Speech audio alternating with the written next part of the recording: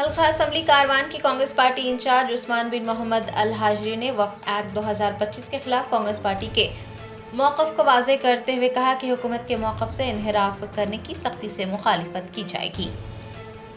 मरकज़ में बरसर इक़्तिदार भारतीय जनता पार्टी हुकूमत के लाए गए मुतनाज़ा वक्फ तरमीमी कानून 2025 को तेलंगाना में खामोशी से नाफिज कर दिया गया है। कांग्रेस लीडर उस्मान बिन मोहम्मद अल हाजरी ने वक्फ तरमीमी कानून से मुताल्लिक़ रियासती हुकूमत के मौक़िफ़ को वाज़ेह किया और याद दिलाया कि वक्फ तरमीमी कानून 2025 का मामला सुप्रीम कोर्ट में ज़ेरे इल्तिवा है। उन्होंने बताया कि तेलंगाना स्टेट वक्फ बोर्ड के CEO असदुल्ला के खिलाफ हाई कोर्ट में कई रिट पिटीशंस दाखिल की गई और उन्हें ओहदे से हटाने के अहकामात जारी करवाए गए। उस्मान अल हाजरी ने महकमा अक़लियती बहबूद के सेक्रेटरी बी शफीउल्लाह की जानिब से 12 अगस्त को जियो जारी करने पर हैरत का इजहार किया और पूछा कि आया उन्होंने ये बात वज़ीर आला या अक़लियती बहबूद के वज़ीर के इल्म में लाई थी या नहीं। कांग्रेस रहनुमा ने पूछा है कि क्या सेक्रेटरी अक़लियती बहबूद ने ये जानबूझकर किया है या फिर वो किसी साजिश का शिकार हो गए हैं। उन्होंने वक्फ बोर्ड के सदर नशीन सैयद अजमतुल्लाह हुसैनी और अराकीन से जियो जारी करने के बावजूद खामोशी इख्तियार करने, वजाहत न करने और जियो मनसूख करवाने के लिए कोई इक़दाम न करने पर भी सवाल किया है। कांग्रेस रहनुमा ने कांग्रेस के दीगर कायदीन से इस जियो को मनसूख करवाने की भी दरख्वास्त की है। उन्होंने तमाम मुसलमानों और सेक्युलर भाइयों पर बीदार होने पर भी जोर दिया है। उस्मान अल हाजरी ने कहा कि वो जल्द ही इस सिलसिले में वज़ीर आला रेवंत रेड्डी से मुलाकात करेंगे। उनका कहना था कि कांग्रेस हुकूमत का वक्फ तरमीमी कानून 2025 पर मौक़िफ़ वाज़ेह किया जा चुका है और हुकूमत के मौक़िफ़ से इन्हिराफ करने की सूरत में एहतजाज किया जाएगा। बिस्मिल्लाहिर्रहमानिर्रहीम। तहफ़्फ़ुज़ औक़ाफ़ के तमाम उन अहबाब को वक्फ बोर्ड में जो हो रहा है उस ताल्लुक़ से कुछ बातें पेश करना बहुत ज़रूरी समझा, क्योंकि सभी लोग जानते हैं कि बीजेपी की जानिब से वक्फ अमेंडमेंट एक्ट जो बना, बिल पेश किया गया था, तो उसकी मुखालिफत करने वालों में अल्हम्दुलिल्लाह कांग्रेस पार्टी सबसे पहल कांग्रेस पार्टी ने इस बारे में तमाम जगहों पर जाकर रिप्रेजेंट किए इस बिल की मुखालिफत में। उसके बाद बिल की मुखालिफत में हम लोगों ने इसमें सबसे पहले मुस्लिम पर्सनल लॉ बोर्ड वाले भी आए, इसमें कांग्रेस के अलावा दीगर मुस्लिम तंजीमें, मुश्ताक भाई भी आए और बहुत से अहबाब सामने आकर बिल की मुखालिफत में धरने दिए। हम लोगों ने वक्फ बचाओ मार्च, हमने अल्लाह के फजल से अल्हम्दुलिल्लाह टैगमंड पे एक बहुत ही बड़ा जो रियासत का सबसे बड़ा मार्च निकाले, जिसमें हमारे साथ कई अहबाब थे। ख़ास तौर पे हमारे PCC प्रेसिडेंट जनाब महेश कुमार गौड़ साहब, शब्बीर अली साहब एडवाइज़र टू CM साहब और फ़हीम कुरैशी साहब, दीगर तमाम तकरीबन चेयरमैन्स भी उसमें शामिल थे। अज़मतुल्लाह साहब थे, उबैदुल्लाह कोतवाल साहब थे, खुसरो पाशा साहब थे, दीगर कई अहबाब उसमें शामिल हुए। फ़हीम जो हमारे फूड कॉरपोरेशन के हैं, वो भी अलग क्रम से काफ़ी लोगों ने पूरी रियासत से उस वक्फ बचाओ मार्च में शिरकत की और ऐलान किए कि कांग्रेस पार्टी किसी सूरत में भी वक्फ अमेंडमेंट बिल को मंजूर नहीं करेंगी। अगर बिल एक्ट बन के भी पास हो गया तो भी हम इसको काबिल कबूल नहीं समझेंगे। इस बारे में सभी जानते हैं कि ये मैटर सब जुडिस है सुप्रीम कोर्ट में और रिजर्व फॉर ऑर्डर पे है। इस सिलसिले में कुछ मैं किसी की मुखालिफत या किसी की तायद में बात नहीं कर रहा हूँ। CEO असदुल्ला साहब के खिलाफ एक अकबर के नाम से जो गार्बेज ड्राइवर है, कचरा उठाने वाले गाड़ी के ड्राइवर है, मैं उनके पेशे से यानी कोई उनकी तस्दीक नहीं कर रहा हूँ, बताना ये चाह रहा हूँ कि रियासत के सबसे बड़े वकील को ठहराकर अकबर ने रिट फाइल की कि किस तरह से मतलब भाई परमानेंट CEO होना चाहिए। उसके बाद जियो पास हुआ, परमानेंट सीईओ आ गए, उसके बाद फिर रिट फाइल करे, उसके बाद एक और आदमी जो कैब ड्राइवर है वो खुतबुद्दीन के नाम से एक जगह का पता बता रहे हैं, वो कहीं शेलिंगमपल्ली की तरफ रहते बोल के, और रहते किसी और जगह।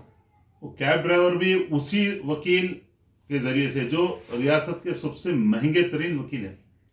कहाँ से कैब ड्राइवर की तनख्वाह कितनी रहती है? 15-20 हज़ार 25 हज़ार रुपये। कचरा की गाड़ी चलाने वाले, बल्दिया की गाड़ी चलाने वाले की कितनी तनख्वाह रहती है? सबको मालूम है। बारहा सेम कोर्ट में सेम वकील से एक आदमी के खिलाफ मुसलसिल रिट्स फाइल करते जा रहे हैं। और जैसे ही आर्डर हुआ था एक की तरफ से 6 तारीख को ऑर्डर पास हुआ था, तो 6 तारीख के फौरी बाद फिर 7 तारीख को फिर दोबारा सेम डे फाइल करके इमीडिएट ऑर्डर्स उनके खिलाफ पास करवा लेते जा रहे हैं। और फिर एक नए साहब इसमें शामिल हुए, उनका नाम कोई खालिक है, वो भी आ गए और सेम वकील है।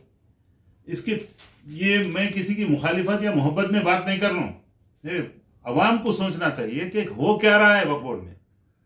और फिर जो खुतबुद्दीन ने जो रिट फाइल किया, उसमें उन्होंने बीजेपी की जानिब से जो एक्ट बना है 2025 के तहत सेक्शन 23 का, उसमें डिप्टी सेक्रेटरी रैंक का आदमी को होना चाहिए बोलकर एक्ट में आ गया हो, उसको पॉइंट आउट करते हुए उन्होंने रिट फाइल की और उसमें ऑर्डर करवा लिए उसके खिलाफ।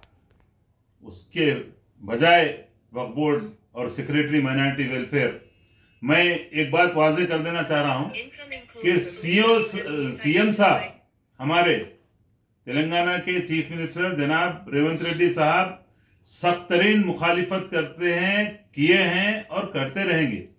और तमाम वक्फ बोर्ड से मुताल्लिक जो भी सारे, या राहुल गांधी हो या सोनिया गांधी मैडम हो या प्रियंका गांधी हो, खरगे साहब हो, सभी ने इस बिल की, इस एक्ट की मुखालिफत की। और सेक्रेटरी माइनॉरिटी वेलफेयर साहब शफीउल्लाह साहब किस तरह से जियो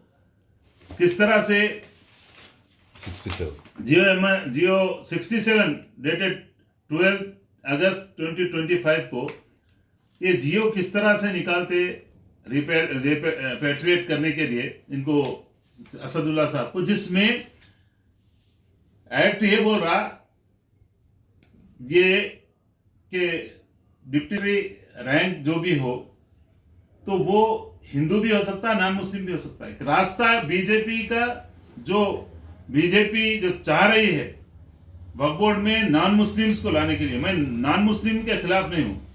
इंडोमेंट में कोई मुसलमान नहीं जा सकता, वक्फ बोर्ड में भी इसी तरह कोई गैर मुस्लिम नहीं आना चाहिए, सिंपल बात है। तो शफीउल्लाह साहब किसके कहने पर, क्या ये सीएम साहब की नॉलेज में लाए, क्या ये मिनिस्टर्स जो हमारे माइनॉरिटी वेलफेयर है, क्या जनाब शब्बीर अली साहब है जो एडवाइजर है हमारे सीएम साहब के, उनकी नॉलेज में लाए क्या? ये किस तरह से एक साजिश हो रही है, और साजिश का शिकार तो नहीं हुए या जानबूझकर किए? क्यों ये शफीउल्लाह साहब किस तरह से मालूम, क्या एक्ट नहीं पढ़े क्या? एक्ट नहीं पढ़े क्या? बोलिए, अगर नहीं पढ़े तो बोलिए, आपके सामने ही है पूरा, इसके ऊपर तमाम, आप इससे मुताल्लिक आप जिम्मेदार है, और खामोशी से इस जियो को किस तरह से पास करे। और मैं तमाम वक्फ बोर्ड के मेंबरान से, चेयरमैन साहब से, उन तमाम से भी मैं ये सवाल करता हूं कि आप लोग इस ऑर्डर के खिलाफ, हाईकोर्ट के जो नया वक्फ एक्ट के मुताबिक जियो जो दाखिल किया गया, उसके खिलाफ आप जबान बंदी क्यों है आप लोगों की? आप लोग क्यों इस ऑर्डर के खिलाफ, इसको कैंसिल करने के खिलाफ, खुतबुद्दीन के ऑर्डर को आप लोग क्यों कोर्ट को अब तक नहीं गए? और वजाहत अब तक क्यों नहीं पेश कर रहे, जबकि 14 दिन हो चुके हैं। 14 दिन हो चुके हैं। इतना बड़ा हमारी जायदादों पर खामोशी के साथ जो बीजेपी घुसना चाह रही है, अब सब जानते हैं उनके मंसूबे क्या है। आप सीधा सीधा आज तक भी इसके ताल्लुक से चुप्पी साधे हुए। मैं सताइश करता हूं अमजदुल्ला खान की कि उन्होंने भी अल्लाह के फजल से अल्हम्दुलिल्लाह इस बारे में हुकूमत से सवाल किए। हम कांग्रेस पार्टी के हैं, हम पार्टी में रह के हम शफीउल्लाह साहब से सवाल करते हैं। आप बगैर सोचे समझे, बगैर यानी किसी की इजाजत के, सीएम साहब की या हमारे एडवाइजर साहब है उनकी इजाजत लिए क्या आप किस तरह से आप सेक्रेटरी बनाए गए, तो माजी में आप किसके साथ थे, क्या हम वो याद दिलाना, क्या उन्हीं के लोग सवाल कर रहे हैं। मैं अवाम से गुजारिश कर रहा हूं, बेदार होइए। आज तक भी कोई इस बारे में सवाल नहीं करा। मैं कांग्रेस के तमाम भाइयों से गुजारिश कर रहा हूं, तमाम लीडरान से गुजारिश कर रहा हूं, जनाब फहीम कुरैशी साहब से गुजारिश कर रहा हूं, शबीर अली साहब से गुजारिश कर रहा हूं कि आप इस बारे में फौरी इस जीओ को कैंसिल करवाएं और शफीउल्लाह साहब को से सवाल करें कि आप किस तरह से ये जीओ पास करें, किसकी ईमा पे ये जीओ पास करें। अल्लाह के लिए मैं अवाम से गुजारिश कर रहा हूं, तमाम मुसलमानों से, तमाम सेक्युलर भाइयों से गुजारिश कर रहा हूं कि वक्फ के बारे में ये जो हो रही है, वक्फ में धांधली जो हो रही है, इसको जो भी काम हो रहा था आज ठप होकर रह गया। आप कोई आर्डर भी पास नहीं कर सकते। अब आप बोर्ड रह के भी फायदा नहीं हो रहा है। आज क्या हो रहा है, कोई आवाज नहीं कर रहे हैं। जगह जगह कितने यानी कब्जे हो रहे हैं, कोई रोकने वाला नहीं है। एक आदमी काम कर रहे थे, उनके खिलाफ मुसलसिल एक ही आदमी के खिलाफ एक वकील सेम कोर्ट में मुख्तलिफ नाम बदलाकर रेट फाइल कर रहे हैं, कंटेम्प्ट फाइल कर रहे हैं। तो ये इसके पीछे क्या हो रहा है, मैं गुजारिश कर रहा हूं लोग बेदार होइए। और मैं अल्लाह के फजल से सीएम साहब को भी रिप्रेजेंट किया हूं, शफीउल्लाह साहब को भी। अल्हम्दुलिल्लाह ये गलत हुआ है, इसकी इस्लाह करें। जियो को फौरी से फौरी जियो को कैंसिल करें। जियो 67 जो पास हुआ उसको कैंसिल करें और बीजेपी के अज़ाइम को नाकाम करने के लिए आप कांग्रेस पार्टी की जो गवर्नमेंट है, गवर्नमेंट हमारी है, और बीजेपी के अज़ाइम की तकमील किस तरह से हो रही है। मैं मिनिस्टर साहब से, सीएम साहब से आज भी कोशिश किया मैं बात करने की। इंशाअल्लाह ताला हम मिलेंगे, हम डेलीगेशन के साथ मिलेंगे, बोलेंगे कि हमारी कांग्रेस गवर्नमेंट में बीजेपी के एक्ट को किस तरह से एक्ट को लागू किया गया, इसको फौरी से फौरी ये जियो को कैंसिल करना चाहिए। और ये जो लोग ये मुसलसिल, मैं फिर बोल रहा हूं, पेशे का मैं मुखालिफ नहीं हूं, पेशे की तस्दीक नहीं कर रहा हूं, लेकिन एक कैब ड्राइवर रियासत के सबसे बड़े वकील को किस तरह से ठहरा सकता है बार बार। मैं गुजारिश कर रहा हूं कि कैब ड्राइवर, एक गार्बेज उठाने वाला ड्राइवर, कोई दूसरे एक नए वखार मियाँ आए हैं, खालिक मियाँ, ये कौन है? कभी वक्फ बोर्ड में वक्फ के कोई अमला देखा क्या इन लोगों को? क्या कोई एक्टिविस्ट, इतने लोग हैं वक्फ के लिए काम करने वाले, कभी इन लोगों को देखे क्या? ये फर्जी नाम रख के ये क्या खेल खेला जा रहा है वक्फ बोर्ड के खिलाफ, वक्फ जायदादों के खिलाफ? इसमें कौन है? मैं गुजारिश कर रहा हूं, बंदगी पाशा साहब, आप अल्लाह के लिए काफी फिक्रमंद रहते हैं, और दीगर अहबाब से भी, मैं चेयरमैन साहब से भी गुजारिश कर रहा हूं कि फौरी से फौरी ये जो जियो 67 पास हुआ उसको कैंसिल करने के लिए आप आए और हाई कोर्ट में रुजू हों और ये ऑर्डर को कैंसिल करवाएं, वरना फिर ये लागू हो चुका है ये कानून, आप करवा दिए शफीउल्लाह साहब, आप इस कानून को लागू करवा दिए। वक्फ बोर्ड में, हाई कोर्ट में जो पास हुआ है ऑर्डर, इसको कैंसिल करने के लिए आप खुद भी एक्शन ले, अगर आपका दिल साफ है, अगर गलतफहमी में होगा, इंसान है हम सब, अगर हुआ तो, नहीं तो फिर हमारी गुजारिश है शबीर अली साहब से जो एडवाइज़र है, और फ़हीम कुरैशी साहब से, मिनिस्टर साहब से, उन तमाम इसके पीछे। अच्छा, और एक चीज़ ये है कि 5 तारीख को जैसे ही ऑर्डर हुआ, 6 तारीख को कुछ फाइल साइन करके चेयरमैन साहब के पास भेजे, सीओ की जानिब से गई। फौरी 7 तारीख के दिन वो फोटोज के साथ कंटेम्प्ट फाइल किया गया।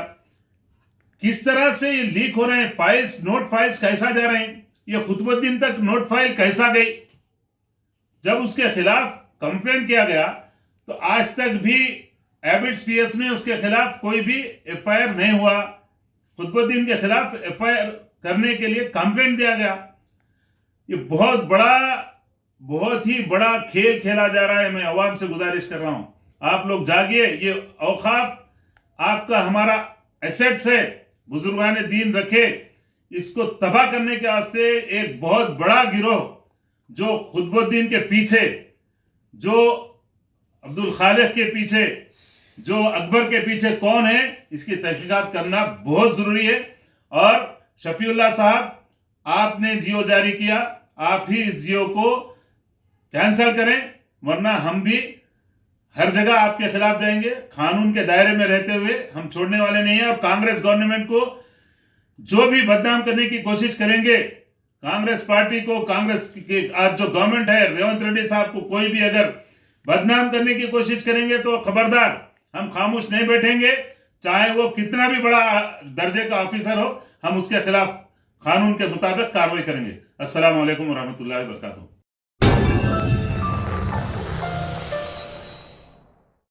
Germanton super speciality hospital, national award winner doctor Mir Jawad Zar Khan, German trained senior orthopaedic surgeon and director, माहिर डॉक्टर्स डॉक्टर वासिफ आजम और doctor Bharavi Chanduri, senior cardiologist और दीगर डॉक्टर्स नुमाया खिदमत अंजाम दे रहे हैं। Robotic surgery, advance cath lab, MRI, operation theatre, ICU, 2D ultrasound जैसी सहूलियात से आरास्ता कॉर्पोरेट लेवल हॉस्पिटल। वाजबी फीस में हर मर्ज से शिफायाबी के लिए Germanton super speciality hospital, Attapur.